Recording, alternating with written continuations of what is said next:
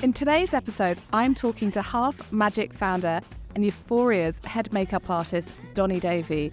And I have a big smile on my face because I just love being around you. You are a little sprinkle of magic that we all needed, Donni. So thank you for being here. Beautiful welcome. We are so happy you're here. I'm sorry it's raining in Melbourne. I love rain. Do you? Okay, because we can look like we're sort of drenched with our jewels as well. Yes. Which is everyone here good. in this office, just to set the context, is bejewelled today. Yeah, looking sparkly, and it's been a bejewelled week. You came into the office on Monday. You got the official Mecca welcome, the warmest Mecca. I'm gonna just pretend that was special for me, and that you don't always pop it was very special for you. I've never seen so many glitter eyes, sort of jewels. Everybody kind of went full on half magic. So hopefully when you were on that stage, you could look out into the audience and just see a little touch of your brand. Oh, I did. I totally saw twinkling rhinestones. Yeah, it feels like we're launching the brand all over again. Which, it's a different part of the world. It's like a different world. Exactly. And you've really launched exciting. into the US, and this is your first country outside of the US. Yeah. So that's pretty major for you. We love makeup. We love artistry here in Australia and New Zealand. And we are just so delighted that you are here. And one of the things that one of the team said to me was watching you at work as an artist was like, oh, wow, she is really good. Tell us a little bit about your story, because you are an artist, not just a makeup artist, but you're a fine artist. And that's how you began your kind of journey into this. And your whole family are a family of artists as well. Yeah, I wasn't like a traditionally trained makeup artist. And I think that maybe that's like my little superpower as an artist, as a makeup artist now. I grew up with a background in visual art, like painting and drawing. My dad is a sculptor. My mom was a graphic designer, and now she works at the Getty Villa and That's trains cool. docents and takes kids on tours, of the museum. So I always had this kind of artistic family. And your dad's a sculptor, but his sculptor, yeah. Sculptures are dotted around LA. Yeah. And they're pretty iconic. Yeah, they're really cool. They're like these rocks that look like they're balancing. So they kind of defy gravity. They're really cool. And then, I went to art school and I decided to study photography. I thought that would be my way to monetize a creative career. And then I realized that actually, if you want a creative career, you really have to be doing the working within the medium that really inspires you the most. Yeah. So I kind of switched to makeup artistry because I missed the painting and drawing element of just visual art.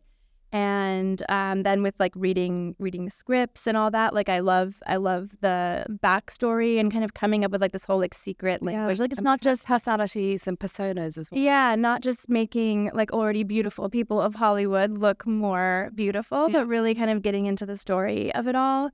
And so I think my non-makeup-y background kind of allowed me to see makeup as more of a means of communicating stories rather than perfecting and glamming. So you decided not to become a photographer, and you're living in LA. So you were surrounded by Hollywood and surrounded by the world of movies and the iconic nucleus of some of the best movies in the world. How did you actually take that idea of creativity and get yourself onto a film set? And you said it the other day, which I thought was so interesting, that you knew you didn't want to be a monster artist. You didn't want to create kind of monsters and horror movie makeup. There was something different. How did you kind of end up where you did? Weirdly, growing up in LA, yes, it's totally the film industry, but I wasn't really in that world at all. And I never thought I would be working in the film industry. I was just oh, that's that Hollywood stuff is that's not me. And because I grew up in Venice, kind of beach town scene. But once I decided, once I kind of figured out, oh, actually, this is cool. This form of makeup artistry is really speaking to me. I started working on student films. Yeah. So getting in touch with colleges out there where there were film programs, and I found them all through Craigslist. Yeah. Which, again, as I say, that's not probably the way. Like, I'm not saying go look at Craigslist because I don't know what the scene is on there these days. Okay. I suppose once upon a time it was how you would find things out, right? Yeah, I mean, Instagram like had just started, and it was kind of like, I would apply to makeup jobs, and then I started working on student films, and then those were like the first film sets I was on. Yeah. And then my name kind of started getting like passed around in the student film world, because I was really into like special effects makeup, like cuts and wounds and stuff. I had taken like 2 weeks. That's a bit monstery. It's not really though, because they were meant to look just like real. Well, I guess I could have done something that looked like someone was maybe attacked by a monster. but yeah, just really like realistic effects where the makeup was like not seen. So like the whole opposite of Euphoria makeup, right? Like the makeup's supposed to be like invisible. Yeah. The film Moonlight is like a good example of that, like my early days work. So yeah, I just worked on these student films. It was great because it was like training grounds and not really high stakes. It's okay if I like messed up. To experiment, and you weren't having to just follow someone else as well or what they wanted. You could probably experiment more your own way. Totally. I did all kinds of looks back then, like everything from like weird avant-garde editorial stuff to like crazy like sunburns, beat up looks. Yeah. Like bullet hole, like Western type things, tattoos, like fake tattoos. Yeah, I did loads of stuff back then. So that really, I used that as an opportunity to build my portfolio. So I had my little digital camera with and your name's getting around. Mm-hmm. And then sort of like the next stage of obviously you're doing all of that and then landing on a series which has become so culturally zeitgeisty, zeitgeisty, yeah, or the makeup, as we like to call it, of Euphoria. There's sort of, I imagine for you, when you realise in that first season that not only was this a super cool series, you had some of the biggest stars in the world on it at their sort of earliest stage. Yeah. But the makeup itself somehow became even greater than some of the stories, because it's like, what are they going to be wearing next? Mm-hmm. When did you realise that you had captured a sort of a new audience, but a new way of thinking about makeup as well? Yeah, so while we were doing it, I was really excited about the looks. I was so excited to bring these kinds of colorful, glittery, bold color looks to TV, because I had thought that TV makeup was just so boring. Yeah. And I had just done a film, or a couple of years back, I had just done a film called Under the Silver Lake, another A24 film, where I did use all these like colors and glitter and everything for the first time. And I was like, I can't wait to do that again. Yeah. That was so refreshing after like an eight-year career at that point of doing like more realistic, like not looking like makeup. So while we're filming Euphoria, I didn't know, like how the makeup would go over. I was really excited about it. I was always thinking though, like, is it too much? Is it going to be distracting? Like, does it work? Does it not? I think it's cool, but like, are other people going to hate it and think it's like so ridiculous? But I don't know, something about it just made me, I just thought it was really exciting. I was like, well, at least it's different. Yeah. You know? What about the cast on the show? How did they embrace it? Were they all like, let's just go, like, go for more? I'm kind of... Yeah, they did, yeah. Yeah, they were, I mean, it was that season 1 was like very exciting to like be on that set. Like, we knew we were making something really cool. It was different. Yeah. Yeah, it was very much like we were experimenting and like with the makeup, we were just turning it up like all the time. And then when it came out, when the show aired 2019 over the summer, and I started posting on my Instagram just like little screenshots of the makeup and kind of like writing these long paragraph captions underneath, like no one does on Instagram anymore. But like I posted these stills, wrote these long captions about sort of like about how to get the look? Not about how to get the look at all, just like why I did the look. Nice. Kind of like the emotional backstory or like just little character backstories, and this is why the look is like this. And then like it just, my Instagram just started like blowing up, and like everyone started recreating the looks, and it just became like really like all of a sudden like it was just spreading. Yeah. And so then I knew, I was like, well, people do like the makeup, I guess.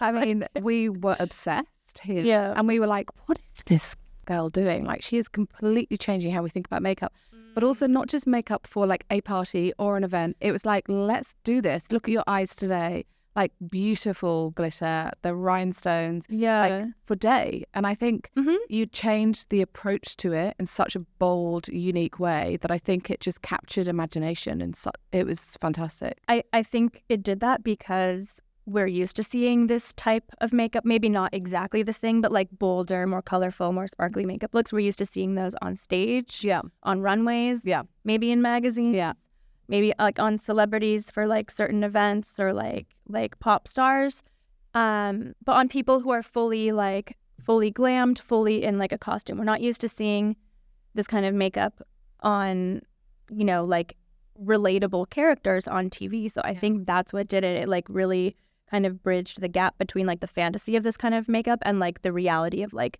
these everyday teenagers who are like sobbing and sweating and like they're not making perfect decisions, and their faces aren't like perfectly made up either. Like you see like the kind of raw skin showing through. So I think that was like, here's an example of what it would look like to wear this kind of makeup in real life.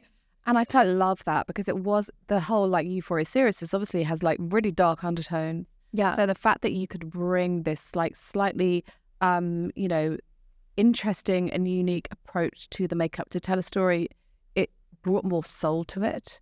And I think what it did as well was brought more kind of magical joy, even in those darkest moments. It like heightened the emotion. Heightened emotions. So I always, like in those early days, like doing all these interviews after the show came out, people were asking like, why did you use like rhinestones and glitter? And like to me, like it's because they're like emotionally evocative. Yeah. Like that scene where Jules goes to meet like the guy she's talking to online, like at the carnival. Yeah. And it turns out to be Nate. Yeah.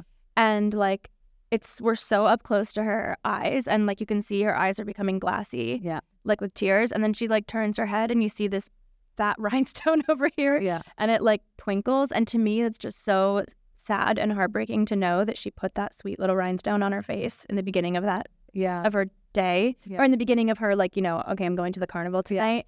And to me, that's just such like innocence and hope. Like you're adorning your eyes, you're like gonna meet your crush later. And then the way it glimmers like in this sadder scene, it just like, it's like heartbreaking to me. Like maybe I think about it like a little too deep, and that's okay because I think everybody like that, who was like obsessed with that series, which you know, I was one of them, and I just think that you're right. It brought sort of pathos to it as well, and I think added it's like a sort of tragic beauty, in a way, and very much like encapsulates this tension or feeling of like adolescence into adulthood, or like more so childhood into adulthood. Yeah, it is. Yeah, and because all mixed together.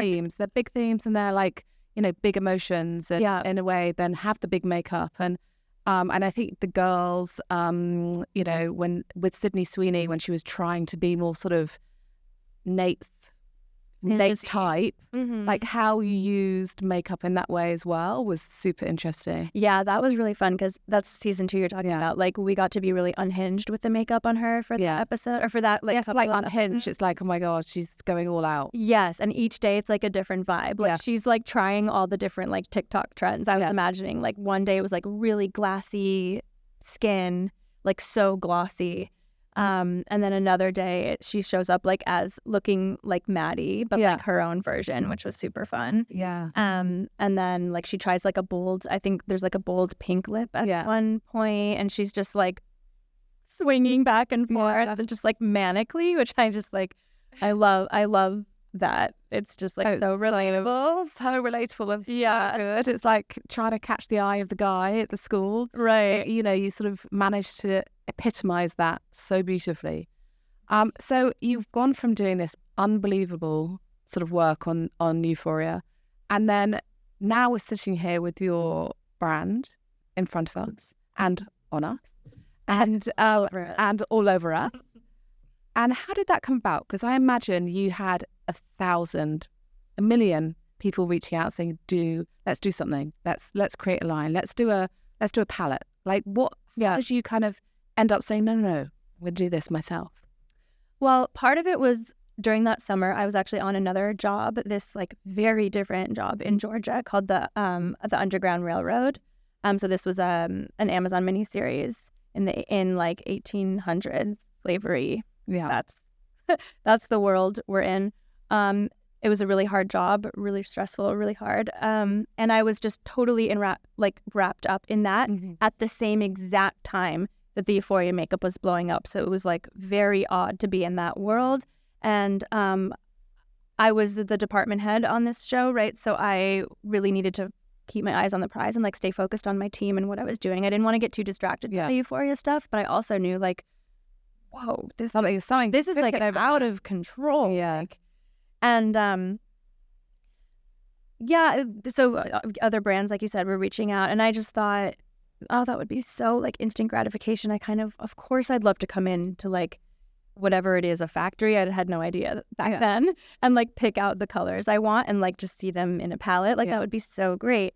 But then I kind of thought, well, I don't want to just, if my creative vision apparently is like so good and everyone like wants a piece of it, you know, I'm like, well, I don't want to just like hand it over for like, you know, like do a campaign for like another makeup line or do a palette. So I just thought, well, let me just like kind of say no and wait. And then like before I knew it, the Euphoria producers, the creative producers who work through A24 Films, they called me up and they were like, so do you want to have your own makeup line, Donni? And I was like, that's what I'm talking about. So good. Thank goodness you hadn't gone like out there and said yes to other people. Well, I also felt weird not involving the Euphoria creative producers because, and the director too, honestly, because he was very much like the person who told me like, he hired me, right? Yeah. They brought me on. Yeah.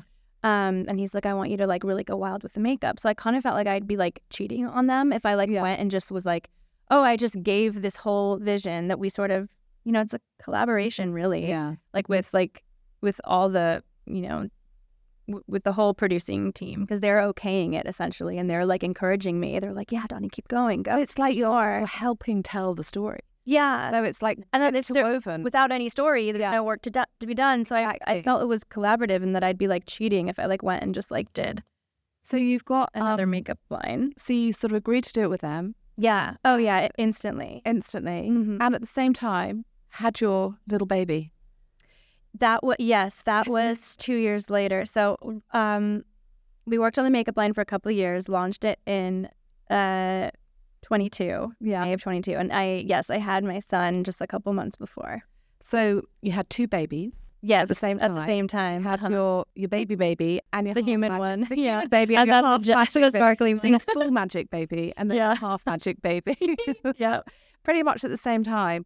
How did you balance that? Because that's a lot. And when you and I were chatting the other night, you were saying that how you're not just there to do the kind of creative ideation. You want to learn how to build this brand into something big and to, you know, really understand how the products are kind of come to life. You're coming to the market. You're going to be there talking to education teams, working with customers. Like the whole business part of it is as important to you as the actual creativity.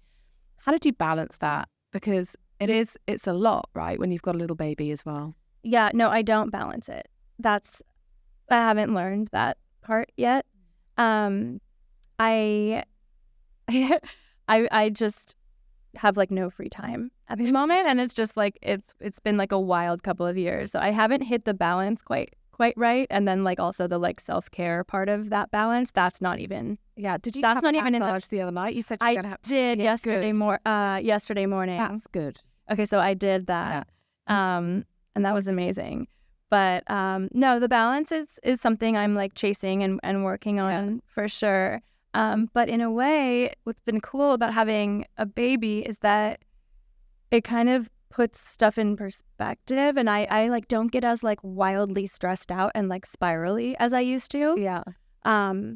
I can like handle any kind of, you know, challenge coming my way from any direction. I feel like I don't like freak out about it. It can be very grounding. It's grounding, Because you suddenly really have to be the sort of calm adult in the situation when you've got a toddler who's, you know, going nuts, and you've got to be like it's okay. We could do this. The phone's ringing. I'm on a call. I'm breastfeeding my child. Exactly. You were like Totally building the that. brand, COVID, all the things happening all at once. Yeah. Yeah. It was. Do that. You can kind of do anything. I think so. I mean, that you were sharing that sentiment from your own life as well, which I really appreciated hearing. Yeah, definitely. Yeah, it's been like boot camp, just like makeup, business, baby having boot camp. You've gone from being a makeup artist on set to being an iconic makeup artist on set, a mom, a brand founder, a brand builder, like in a space of a short amount of time. And you're here with us in Australia looking so chilled about it.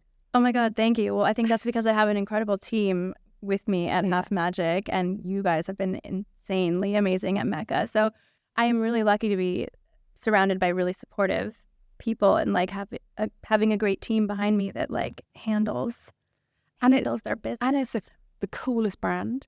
And it's so fun. I always think when you've created something magical, really truly magical, when you see everybody at Mecca really embracing it. So the fact that everybody is genuinely coming to the office with their sort of rhinestones on and their glitter and they're really embracing it is, I think, testament to the product as well. It's pretty phenomenal. Should we talk about the product? Let's talk about it. I mean, it's been amazing to see everybody's look. Yeah. I love seeing what other people do with the products. I love that you do as well. It gives me so much inspiration. Yeah. Like, I love it. I love seeing which color different people are drawn to. Yeah. And then like where they place the rhinestones or just how they just add a little bit of like a glitter liner to their like everyday look.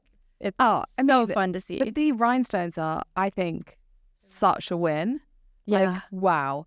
And but they're pretty special. They are. And they tell us about them because I feel that these are going to go crazy with everybody who just wants that little pop of. Yep.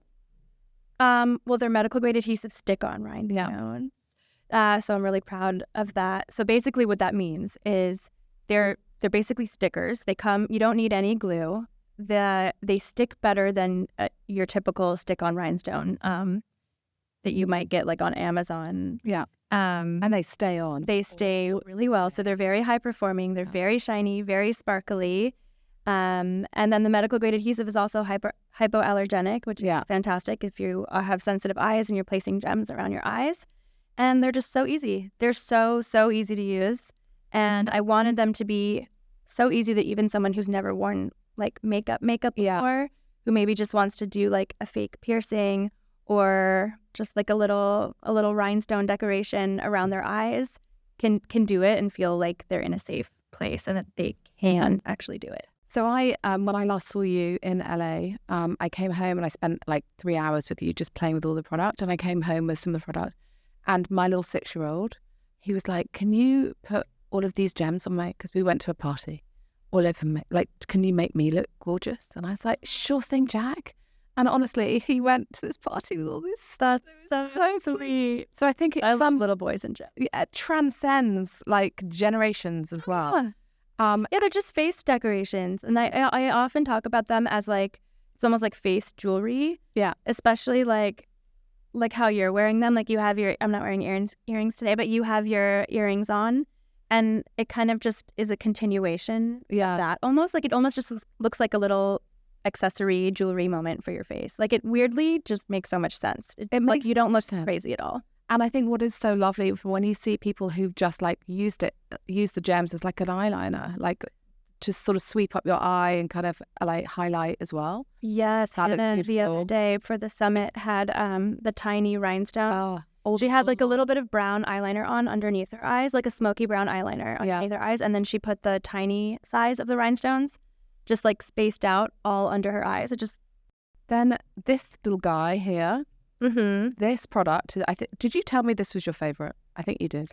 It's really hard to choose a favorite. I'm so proud of this product because it's the easiest, like instant sparkle glitter product to use. Glitter pockets are, but I love that it's dopamine sparkle. Like, how can you get a hit of joy just with a little shimmer? Exactly. That's why we named it dopamine sparkle, because it gives you that like little squeal of joy whenever people see it. Like there's always like a, and it's the pigment and the actual kind of glitter within it is so good. It's chic.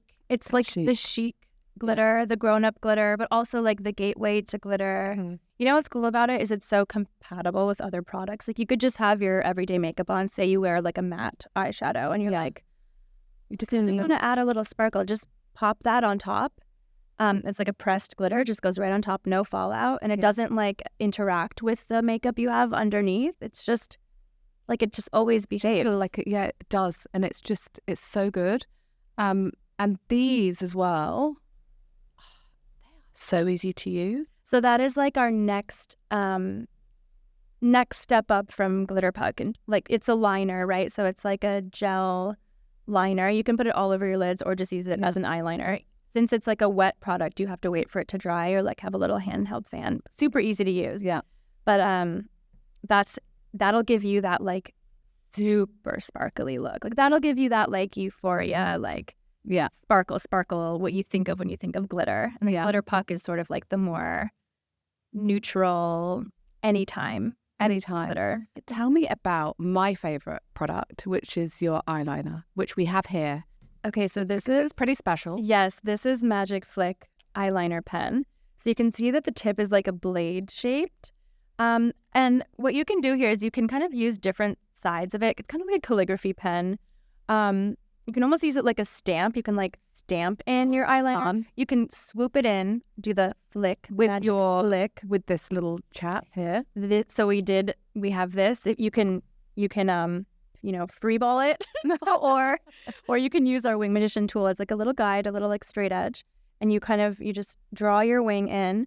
And then if you have little parts where you need to kind of go in more, I love using it as a stamp. Like I'll literally kind of just stamp it, which is really great if you are still like in the process of nailing your winged liner, if you have unsteady hands, and all that, or if you just want to like get really quick with it. Like I can do my winged liner now so quickly in the car.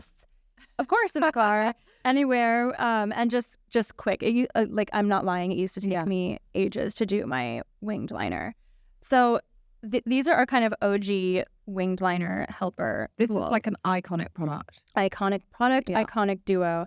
And we are just launching this new friend. This kind of completes the trifecta here. So this is this same component, but it's filled with oil-free micellar water.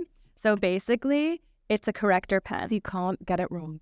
You know, and if you get it wrong, well, let's just say, like, let's be real. You might get it wrong. It might be your tip might not be sharp. It might be really like bulbous. Oops. Don't worry. You can just use this and go. So no need for Q-tips anymore. It's like never lick a Q-tip again. Yeah.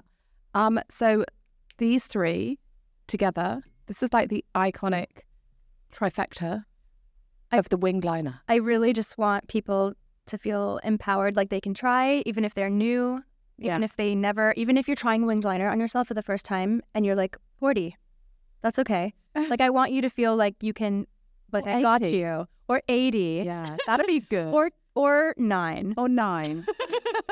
But like these are just to, like I got you from all angles, you know, like this, you know, goes on kind of easier than a regular tool because you can kind of like do that stamping motion. You can use this to help you get the straight edge. And then if you still mess it up, if you somehow still mess it up, no, just kidding. Watch my tutorials.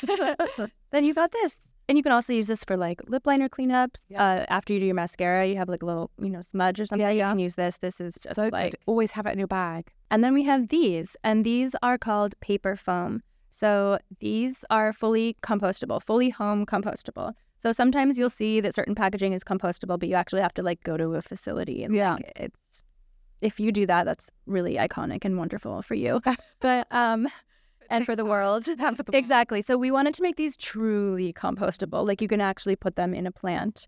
And you can just, you know, pop them up there and it'll disappear a couple of days later. God, but literally, no, when they're in like moist soil, they break down really easily. And we keep our eyeshadows in these. So that's gorgeous. And then we keep our blushes in here. And then also a new product that we have, which is Beam Trap. Beam Trap is it's like illuminating balm, so sort of a highlighter, but like a non-highlighter highlighter. It doesn't look like makeup. It really looks more like like skincare. Yeah, beautiful. But like not as greasy. Mm-hmm. So anyway, our little system here, what you can do with these compacts is you can peel off the sticker on the back of them. There's a little hole. You can like take a pen or even like a long nail, poke it through. The little pans come out and you can put them directly into our Forever palette, which they just magnetize right in. So it's super cute because you can like build your own I love that. Half Magic adventure, all your favorite, blushes and highlighter shades and eyeshadows. And that way you hit pan on everything. You don't have like an eyeshadow palette where like you don't use half of the shades and then the others are like hitting pan. So this was bane of our lives.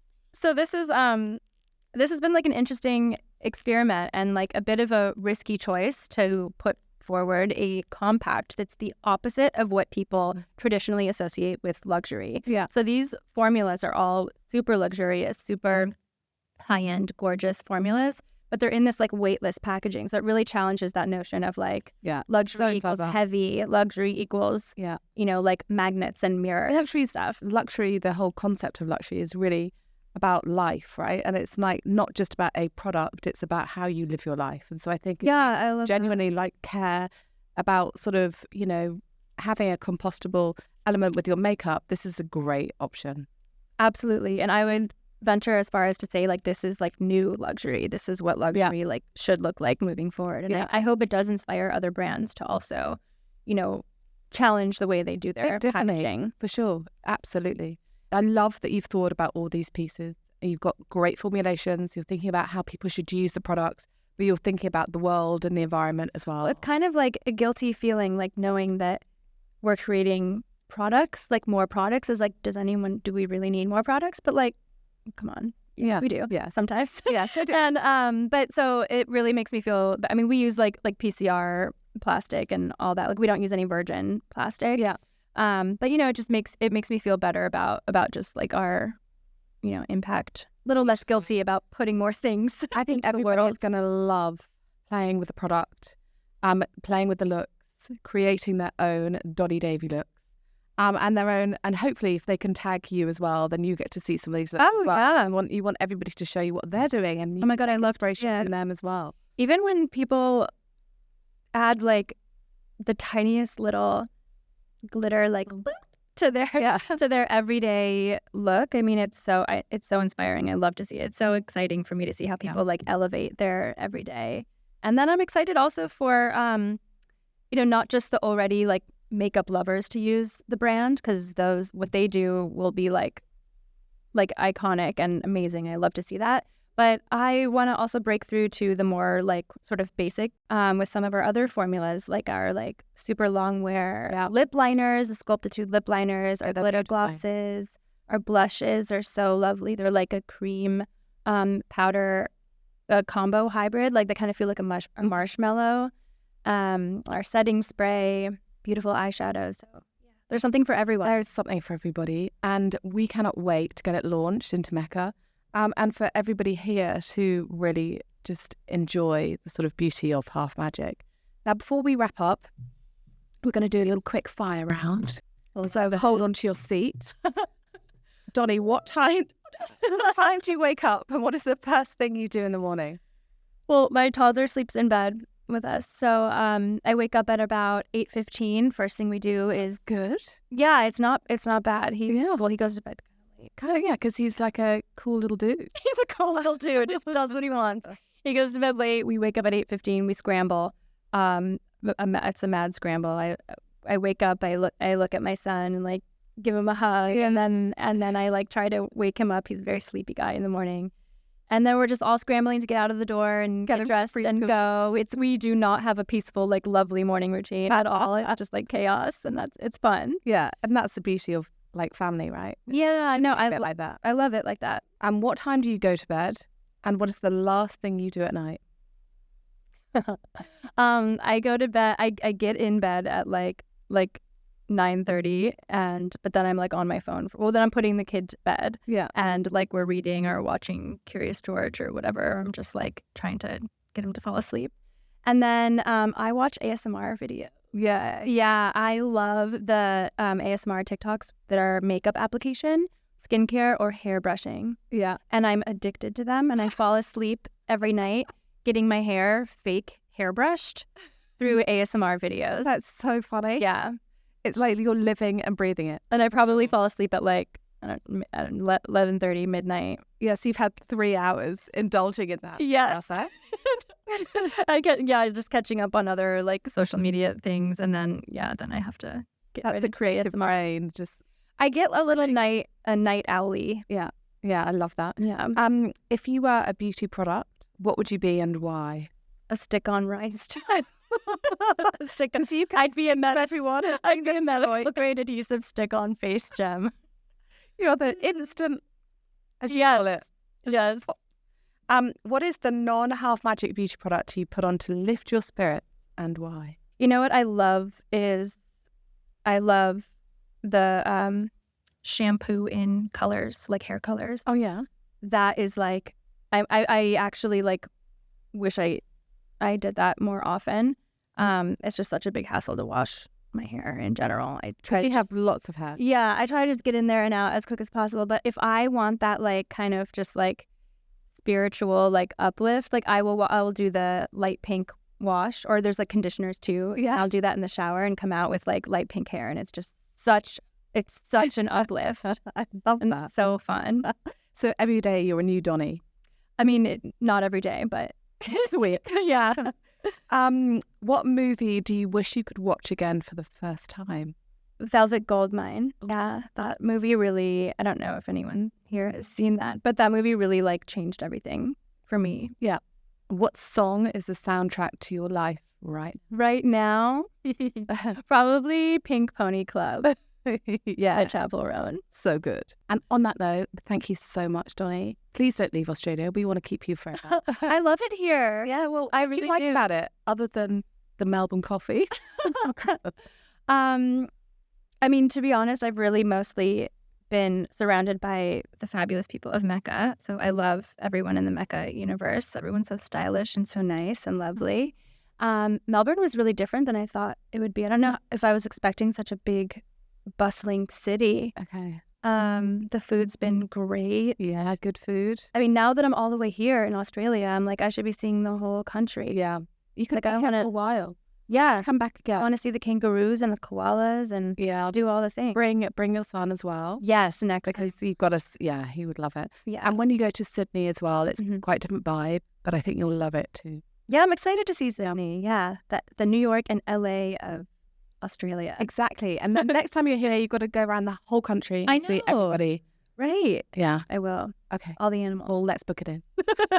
Thank you so much, Donni. Thanks for having me.